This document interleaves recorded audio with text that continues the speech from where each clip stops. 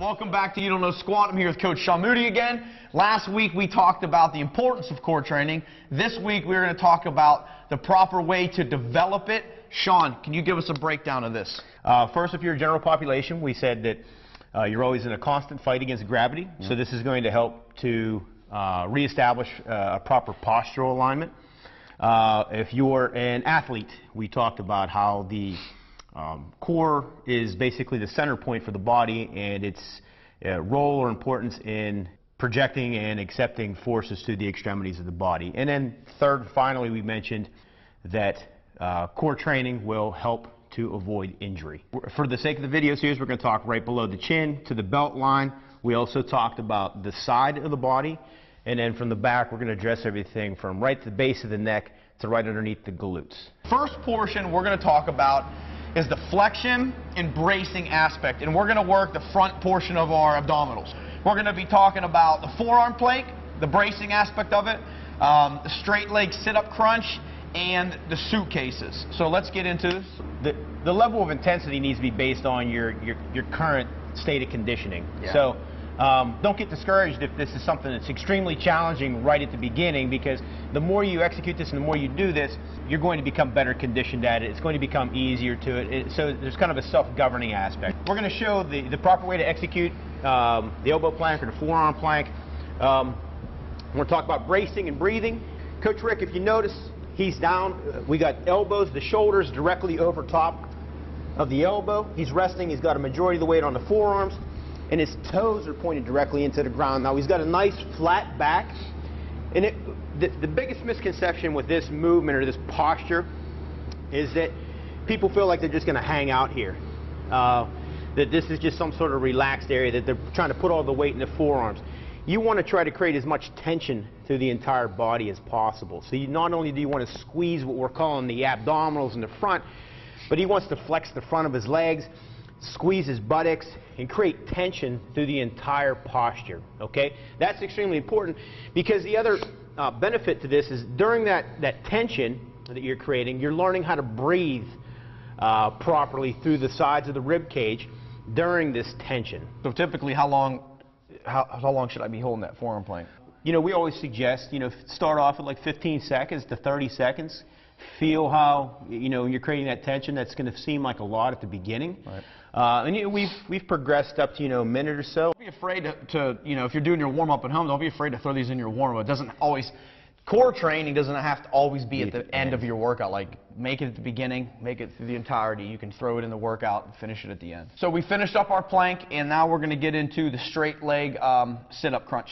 So the straight leg sit-up crunch, again, this is going to teach you a couple things. It's going to teach you just body awareness and how to flex properly through the trunk, or the anterior portion, or the front side of the abs that we're calling them. We like this particular movement because it creates a lot of focus.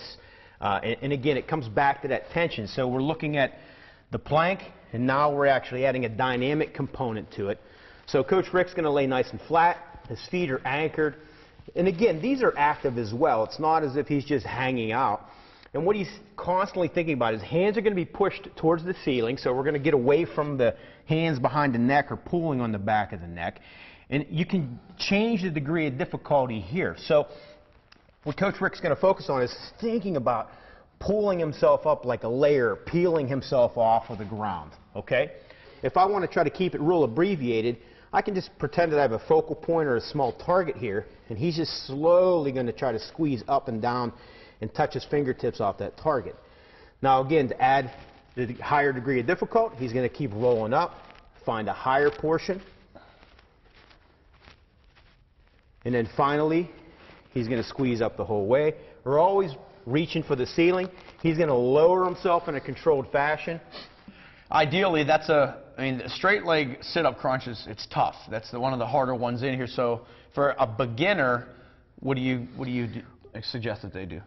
You can do something as simple as 5 to 10 repetitions if they're slow and controlled. Yeah, I would focus on really taking your time. Take your time. On the way down as much as you possibly can.